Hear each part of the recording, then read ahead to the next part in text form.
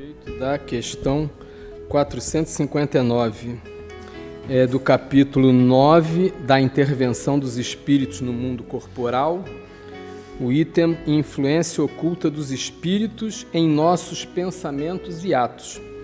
Então a pergunta de Kardec é assim: influem os espíritos em nossos pensamentos e em nossos atos? E os espíritos respondem: muito mais do que imaginais, influem a tal ponto que de ordinário são eles que vos dirigem. Então, a Kardec pergunta se os espíritos podem nos influenciar nas nossas atitudes, ou seja, se eles podem fazer com que nós hajamos segundo a vontade deles.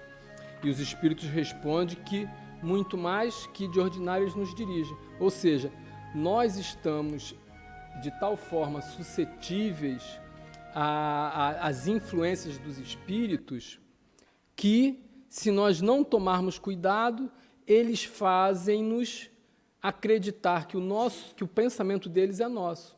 Ou seja, eles incutem em nós, no nosso raciocínio, pensamento que são deles e que nós acabamos fazendo, agindo de acordo com a vontade deles. Isso é muito comum acontecer. Depende de cada um de nós que tenhamos uma vigilância tal, de forma que nós estejamos, por assim dizer, protegidos da influência deles. É natural, e nós observamos isso na relação diária nossa com outros encarnados, que nós, às vezes, estamos tão ligados em coisas que outras pessoas estão ligadas, que nós vamos nos levando pela vontade das outras. Ou seja, nós não conseguimos colocar a nossa vontade em ação. Isso em questões de uma outra pessoa encarnada que está do nosso lado, que nos influencia. Imagina com relação a um espírito que nós nem vemos, né? E que formalmente nós não o escutamos. Eles nos influenciam, sim. E para que isso possa ser evitado, nós temos que ter consciência de nós, de conhecermos a nós mesmos, para sabermos se aquilo é uma coisa nossa ou não. Não vou me perguntar se isso é fácil, porque realmente não é fácil. Depende de exercício habitual, exercício diário, né? Os espíritos, eles não leem o nosso pensamento, palavra por palavra, porque senão nós seríamos um livro aberto e devassado. Mas eles conhecem a natureza do nosso pensamento, ou seja, para que lado o nosso pensamento se dirige. Por que isso não acontece com os espíritos evoluídos? Porque os espíritos evoluídos respeitam o nosso livre-arbítrio. Eles nos aconselham, eles próximos de nós, eles colocam a sua influência próxima de nós, mas eles não nos obrigam, porque eles respeitam o nosso livre-arbítrio. Já o mal não, o mal é ousado. Ele quer que eu haja segundo ele quer. E por essa razão, ele influencia, ele força, até que nós venhamos a ceder. Ok. Então, de volta Pereira Franco, ele comentou, trocando a frase, ele diz o seguinte: diga quem és, que eu vou te dizer com quem você anda. Exato. Essa sua resposta está muito ligada com o tipo de pensamento que a gente tem e com o nosso campo vibratório, porque você vai atrair por afinidade, dependendo do seu nível energético, da sua vibração, aquilo que você pensa. É por isso que Jesus falava: vigiai os pensamentos, vigiai e orai. Pensamentos e sentimentos, vigiai pensamentos e sentimentos, e orai para estar conectado com a luz. Porque se a gente não fizer isso, nós seremos... Exatamente, tudo está relacionado com vibração. A sintonia, exatamente. Ou seja, se eu vibro numa sintonia mais elevada, eu vou entrar num estado em que eu consiga perceber os espíritos mais evoluídos, porque eu entro em sintonia vibratória. Agora, se eu vibrar mais baixo, é logicamente que eu vou me sintonizar com esses outros espíritos que não querem nada de bom. E não temos outra defesa. É única. É a nossa sintonia. Consoante a nossa vibração, é a companhia que nós atraímos, será a influência que nos irá ser feita pelo mundo espiritual. Tudo é sintonia. Então, realmente, é a única defesa que nos é possível. Porque não temos outras. Daí o cuidado, como este irmão já nos afirmou, de Jesus deixar bem explícito. Vigiar. Vigiar o quê? Pensamentos, ações. Vigiarmos tudo aquilo que diz respeito ao modo como nós nos estamos comportando, ou o que estamos pensando, ou o que estamos dizendo, ou o que estamos fazendo, a fim de que dessa vigilância não resulte que nós caiamos dentro daquilo que é o campo vibratório da espiritualidade inferior. Pergunta lá, amigo. É interessante porque, quando se fala campo vibracional, existe uma linha muito tênue que separa o que é bom, o que é ruim, o que é certo, o que é errado.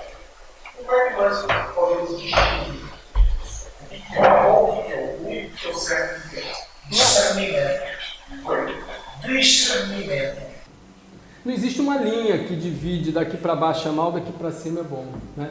Existe uma gradação de valores que são melhores ou piores, né? Ou seja, é como se fosse na música, né? Ou seja, quando eu toco uma corda na viola, ela vai emitir o som segundo a vibração, a forma como ela está sintonizada, aquela corda. E um exercício que nós percebemos que acontece, principalmente quem anda na tropa sabe disso. Quando a tropa ela passa por uma ponte, ela não pode passar marchando, em marcha. Por quê? Porque o movimento cadenciado dos pés faz com que a ponte vibre segundo essa cadência dos passos, e se entrar em sintonia com a frequência fundamental daquela ponte, a ponte vai vibrar de forma que ela vai se partir. Ou seja, o que acontece nesse caso? A vibração que está produzida pelos passos da tropa entra em sintonia com a vibração, ou melhor, a ponte é que entra em sintonia com a cadência da tropa, e ela vai começar a vibrar na mesma sintonia. Tá? Jesus deu Jesus, eu até comentei com esse rapaz alguma coisa. Jesus ele deu uma resposta bem simples sobre isso, e ele citou Sócrates. E Sócrates falou a mesma coisa 500 anos atrás. Ele disse como saber se uma coisa é certa ou outra. Ele disse só assim: conhecereis a verdade pelos seus frutos. Se você comer o fruto de uma árvore, você vai saber se o fruto é bom ou ruim. Então, pelos frutos, ou seja, pelo resultado da coisa, você vai saber. Inclusive, quando Kardec fala, quando você vai conhecer um espírito, quer saber se um espírito elevado ou não, é pelo vocabulário da pessoa. Você vai conversar com o espírito e você vai ver. A mesma coisa com as pessoas. Você vai conversar com a pessoa, ela fala palavrão, ela é assim, assado, você vai perceber ali que não tem. É a mesma coisa, Jesus ele disse: pelos seus frutos os conhecereis. Podemos conhecer a verdade através dos frutos, das palavras e principalmente das ações. Kardec deixou-nos dito de um modo muito claro: tudo deve ser ponderado com bom senso. Uma vez que somos dotados de inteligência, Deus nos concedeu a inteligência, quando atingimos a nossa forma nominal. Então, através da nossa inteligência e em função daquilo que nos é sugerido, vamos entrar, eu vou analisar. E uma das formas, uma bitola que nós podemos utilizar muito, é aquilo que nos é sugerido para fazer, eventualmente a alguém, interrogarmos se nos fizessem a nós. Se me fizessem a mim, era bom, era mau. E daí eu agi de conformidade. Não, se me dessem a mim eu não gostava. Portanto, também não vou fazer ao outro, ele também não vai gostar. Não vai importar. É coisa simples. Talvez eu possa fazer. Bom senso e discernimento em todas as situações. Agora, este bom senso e este discernimento, vossa opinião, vocês acham que nós a alcançamos de modo gratuito, sem esforço, não é? Estudando verdadeiramente as coisas que nos levam ao mundo espiritual. Este não é o que nós estamos a fazer aqui, nestas horas de estudo da segunda-feira. É a nossa preocupação em aprendermos as coisas para podermos discernir melhor e termos melhor consciência. Termos as coisas mais orientadas. Ainda falando no campo vibratório, eu vou falar de uma imperfeição minha. Joana de Aspas tem um aprendizado que eu amo, que eu tenho paixão, que nos explica porque é que volta e meia somos envolvidos em emoções perturbadoras. E isso não raras vezes, infelizmente, não é? Sou assim.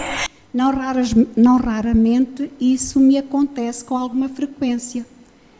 Vindo do nada, entre aspas, eu estou bem e dou comigo a ficar irritada, o meu pensamento começa a divagar para situações que eu não quero e eu tenho que fazer um grande esforço para me libertar daquela paisagem mental. E às vezes não é só com uma atitude, não. Eu tenho que fazer uma leitura, tenho que pôr uma música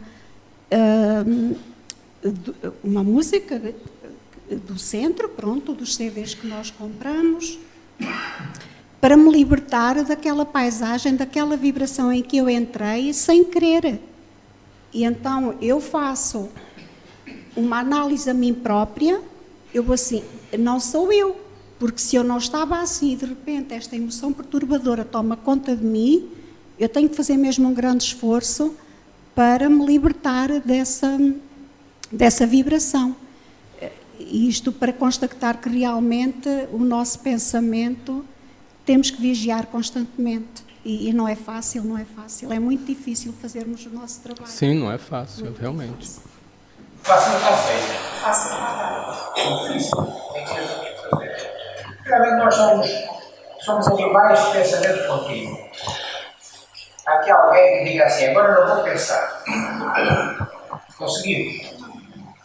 Nós vamos na rua, vemos um outdoor. Agora não vou ler, já lemos.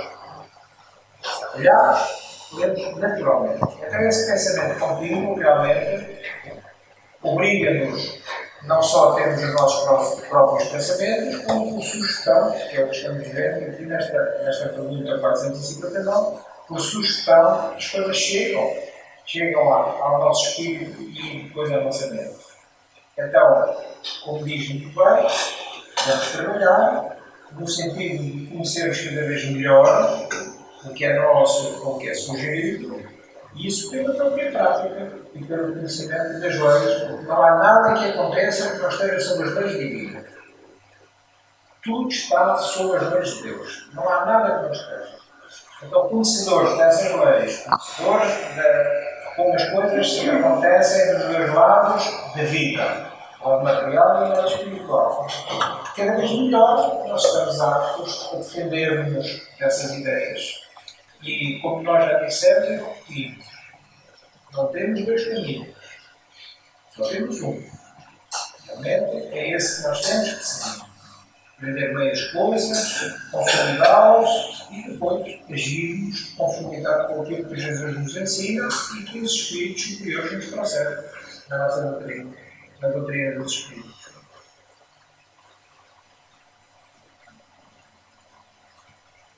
Mais alguma coisa? Está 391 no livro do Espírito. 391.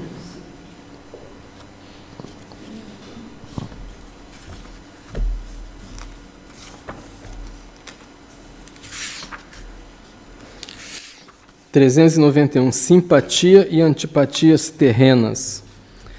Então a questão é, a antipatia entre duas pessoas nasce primeiro na que tem pior espírito ou na que o tem melhor? Então o Espírito de Verdade responde, numa e noutra indiferentemente, mas distintas são as causas e os efeitos nas duas. Um espírito mau antipatiza com quem quer que o possa julgar e desmascarar. Ao ver pela primeira vez uma pessoa, logo sabe que vai ser censurado. Seu afastamento dessa pessoa se transforma em ódio, em inveja e lhe inspira o desejo de praticar o mal. O bom espírito sente repulsão pelo mal, por saber que este não compreenderá e porque díspares dos dele são os seus sentimentos. Entretanto, consciente da sua superioridade, não alimenta o ódio nem inveja contra o outro. Limita-se a evitá-lo e a lastimá-lo. Então, ou seja, o sentimento que nasce em cada espécie de espírito, em cada categoria de espírito, é mais ou menos consoante ao que ele é. Ou seja, um espírito mal, como diz aqui no Livro dos Espíritos, ele sabe que é mal e a primeira sensação é que ele vai ter da pessoa, é que a pessoa vai reconhecê-lo, vai identificar-lhe as suas características e ele não quer isso. E vai sentir ódio, vai sentir inveja porque o outro é melhor. No caso inverso, o espírito melhor dos dois percebe essa questão, mas ele não se deixa influenciar. Ele reconhece, sabe, identifica, não vai ter ódio dele, vai só lastimar a condição daquele outro espírito.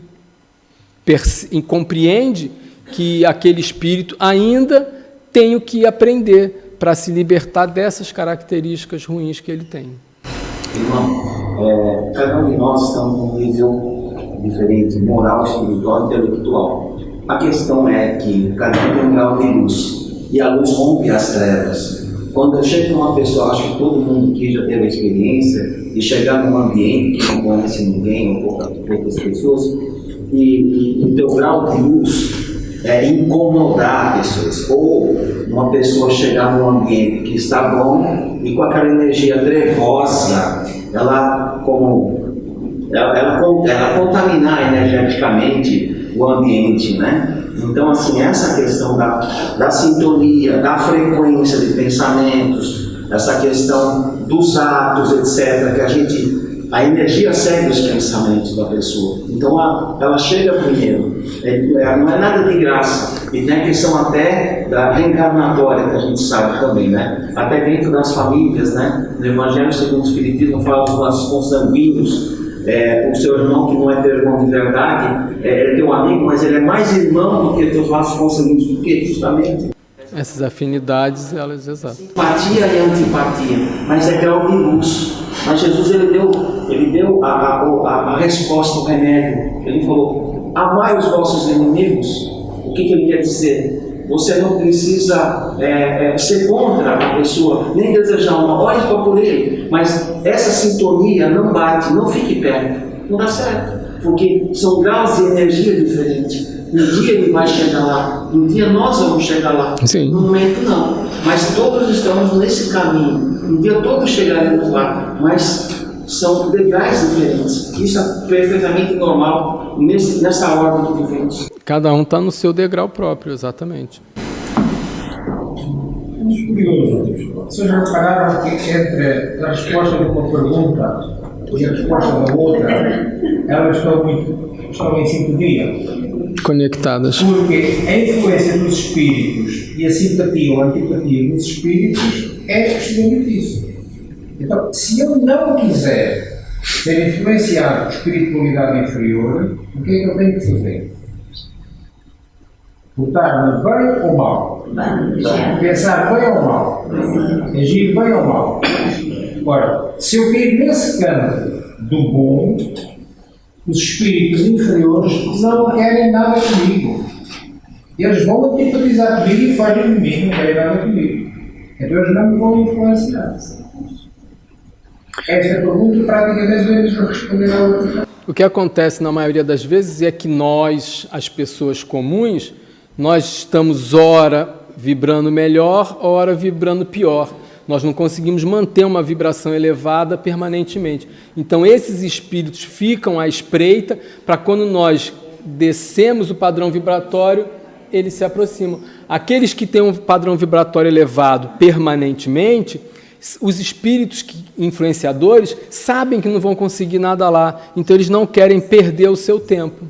Eles perdem tempo ao nosso lado porque sabem que daqui a pouquinho meu padrão vibratório vai abaixar e ele vai conseguir se aproximar de mim e fazer com que eu o escute, com que eu o perceba. Vamos dar um caso concreto.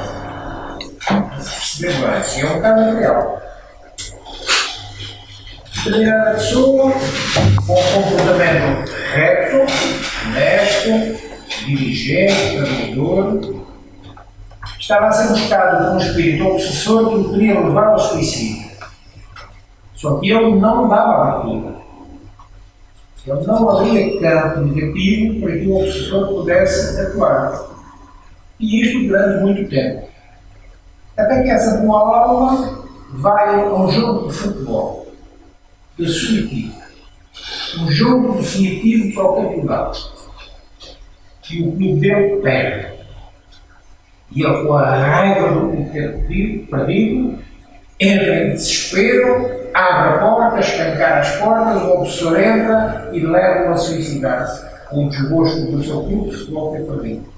Foi só preciso uma brechinha para que ele depois pudesse influenciá-lo, porque nós sabemos que depois os espíritos têm essa capacidade de uma coisa pouca, aumentá-la de tal forma, e nós achamos, depois dentro dos sentimentos que somos assaltados, sobretudo neste caso do desespero, da raiva, do mágoa, e levaram a cometer o suicídio.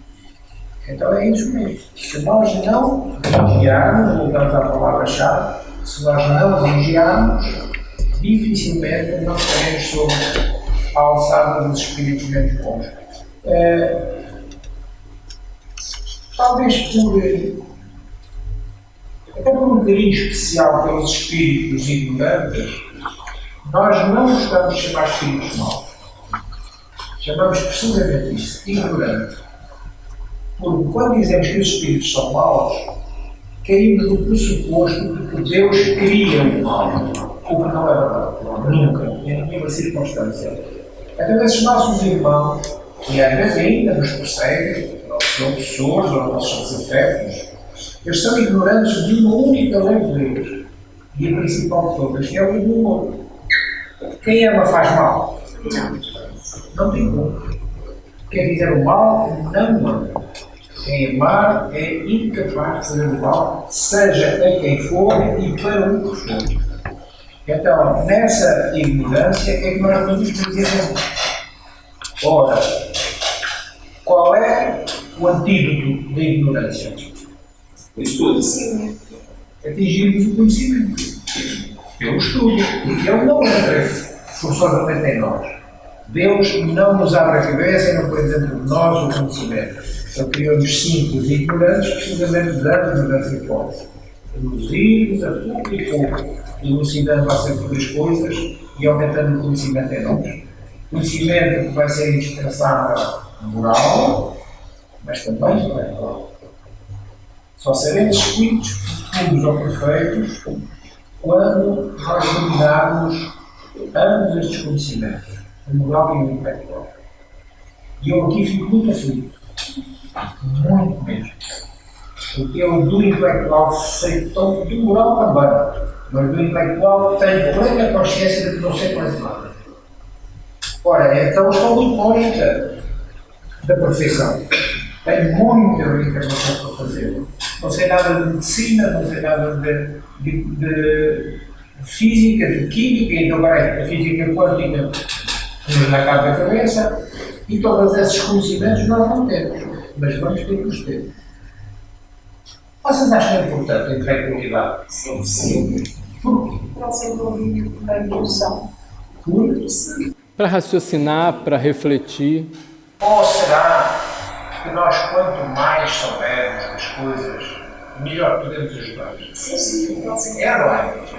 Essa é que é a realidade. Porque vocês vejam, estamos diante de um sinistro. Há um acidente. Nós chegamos cheios de amor por aquela criatura que está sinistrada, desejando de ajudar. Não sabemos enfermagem, não sabemos primeiros socorros, não sabemos medicina, não sabemos nada. A gente vai cheio. Estamos desejando ajudar, mas estamos limitados. Limitados por quê? Pela nossa ignorância, porque ainda não sabemos. Então é assim que nós percebemos que realmente a intelectualidade também é muito importante. Claro que se eu for intelectualmente desenvolvido e moralmente baixo, eu não estarei também fazer muito trabalho para mim. Nós temos que crescer nos dois pontos. Só assim nós atingiremos esse patamar de perfeição, que é o patamar que Deus quer para nós. Deus não quer a nossa ignorância, não quer a nossa maldade, não quer o nosso mal, não quer a nossa infelicidade. De maneira nenhuma. Nenhum pai o quer. Quanto mais a divindade. Agora, já não temos tempo que nós fazemos. Cabe-nos a nós fazermos a caminhada, como este irmão disse muito bem, porque estamos em degraus diferentes. Mas todos estamos subindo a escada. A escada está aí. E nós estamos subindo. Ao nosso jeito, ao nosso tempo, ao nosso ritmo. Mas a escada, Deus nos deixou ficar a escada para nós subirmos. Irmão, comentar uma coisa muito importante que o senhor falou. O senhor falou sobre a depressão e os diferentes graus aí de intelectualidade, de moral e de nível espiritual, né? Porque cada um está numa missão aqui, tem um que vai desenvolver mais a parte intelectual, outro vai ser ignorante completamente nas coisas, mas tem um nível de caridade, de moral, mas essa pessoa não sabe, às vezes nem ler e escrever, mas a espiritualidade dela é imensa, né? Mas cada um está numa missão aqui. É só comentar algo que Divaldo Pereira Franco falou, e que o Dr. Francisco Cajazeiras, presidente da Associação Médica Espírita, comentou sobre a depressão, uma coisa que interessa a todo mundo. A cada 40 segundos, uma pessoa se suicida. Isso significa que a cada são 150 pessoas por hora. E que todo depressivo, segundo Divaldo Pereira Franco, ele é obsediado, é 100%. E que isso é uma pandemia hoje. Muitas cidades no Brasil, eu sou engenheiro arquiteto, faço obras em vários lugares, né? Existem cidades que não existe,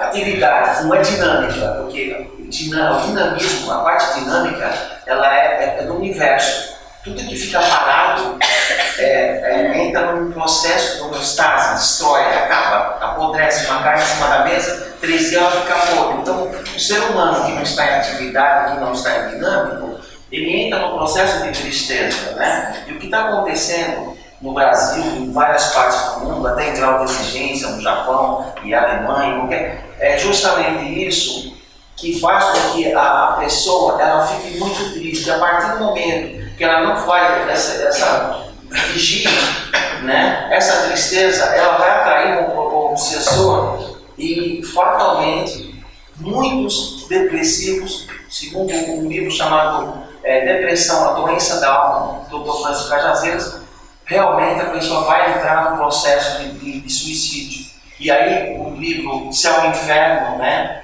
Ele fala muito bem a respeito disso. Então, só uma coisa que é interessante tocar, já que o senhor tocou na palavra depressão, que é uma pandemia, a gente vê isso também em Portugal, né? Joana de Ângeles deu-nos o antídoto do suicídio. Ou da depressão, melhor dizendo, depois a depressão pode levar ao suicídio. E a solução de Joana de Ângeles é ser solidário, nunca solitário. Então, se nós tivermos a dinâmica da ajuda, e muitas vezes essa ajuda pode ser trabalho social, trabalho voluntário, e este trabalho voluntário hoje é de tal modo importante, e isto é bom que todos saibamos. Há empresas hoje, sobretudo grandes empresas, multinacionais inclusive, que no currículo de pretendermos a um cargo qualquer nessas empresas, quem apresentar que faz trabalho voluntário, de imediato é escolhido em detrimento dos outros. Porque isso pressupõe logo que há alguém com capacidade extracurricular de fazer bem, de estar bem com o próprio mundo, de exemplificar o bem. E isso leva a que essas grandes empresas tomem isso como um referencial muito importante. Então é isso que nós temos que fazer. Deprimirmos nunca.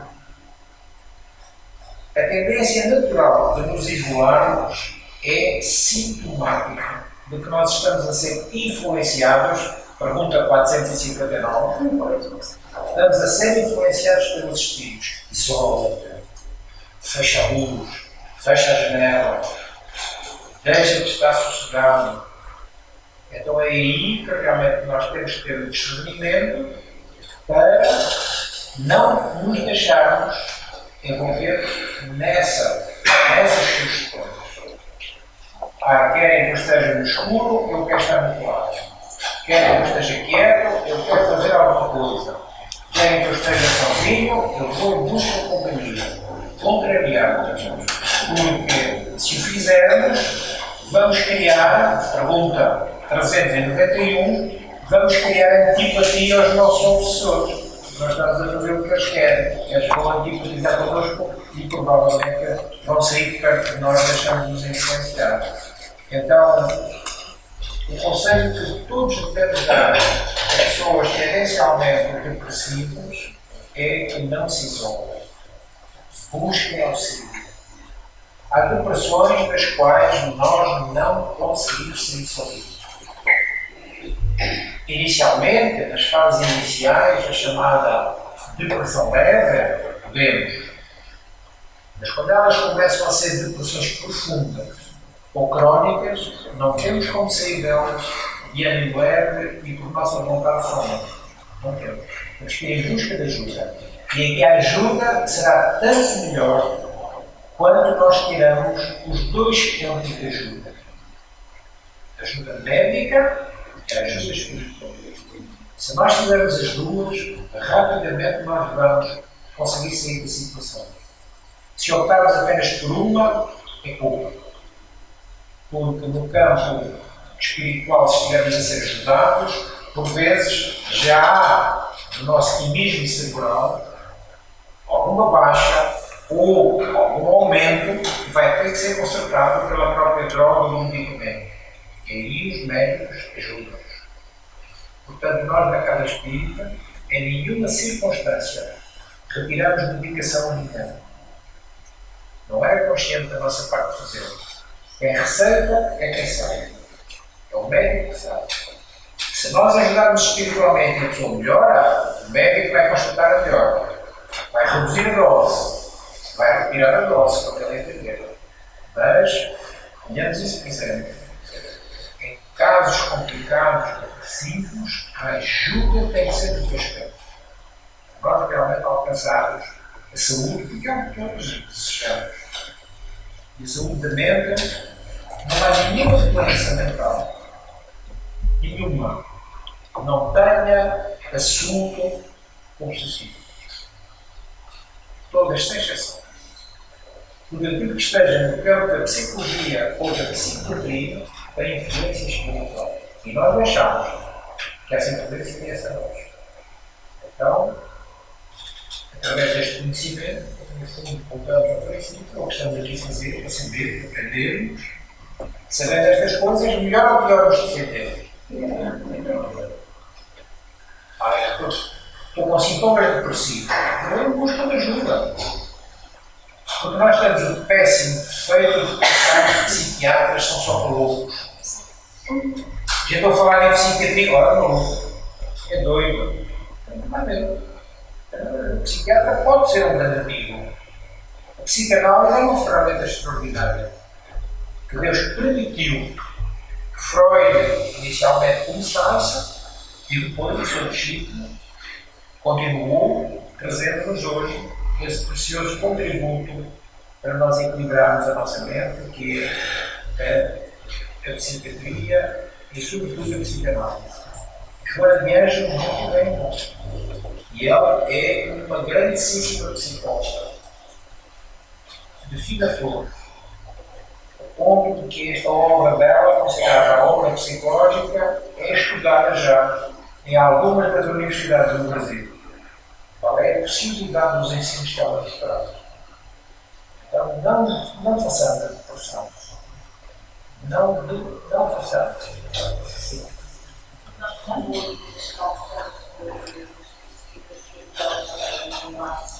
Qual é a explicação das doenças? As demências são sempre possíveis. seja demência em si, seja Alzheimer, seja Parkinson, todas essas doenças degenerativas têm uma grande carga obsessiva. E nós permitimos. Nós permitimos que essas cargas obsessivas chegassem a nós. Permitimos como? Pelo modo como vivemos.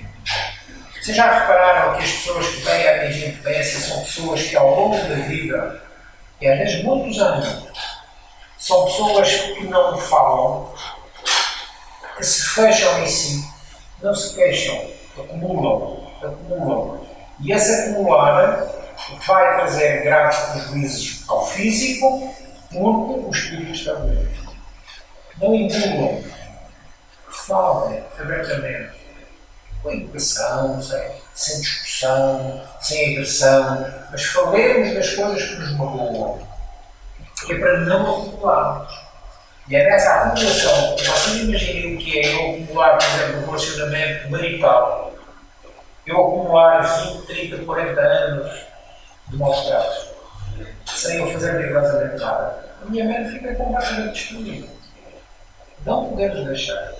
E somatiza, não passará. Somatiza nas células e vai virar um câncer mesmo. Esse é que é o problema. Esse é que é o problema. É que nós somatizamos. E se percebermos, porque é que nós dizemos que é o corpo somático? Porque estamos somando. As nossas células estão sempre a somar. Não vamos deixar, não vamos permitir. Deus não nos criou para nós sermos agredidos. Deus criou-nos para nós sermos felizes.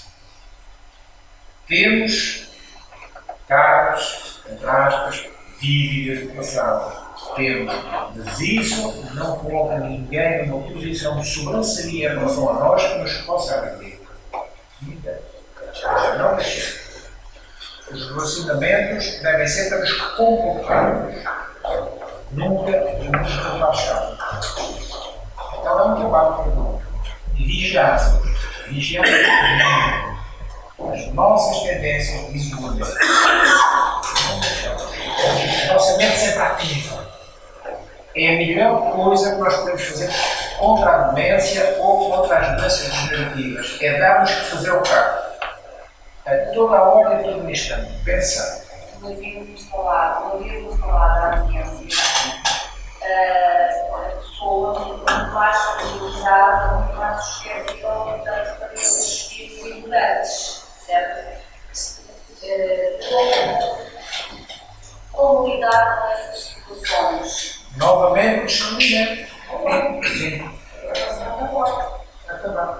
Preciso, mais uma vez, o discernimento. Eu tenho que saber tratar com as coisas que me rodeiam, com as pessoas que me rodeiam. A pessoa não tem discernimento. Como? A pessoa tem demência não tem esse discernimento. Não tem. Não vou lá. Porque é que nós somos subjugados das opções? Somos subjugados porque deixamos.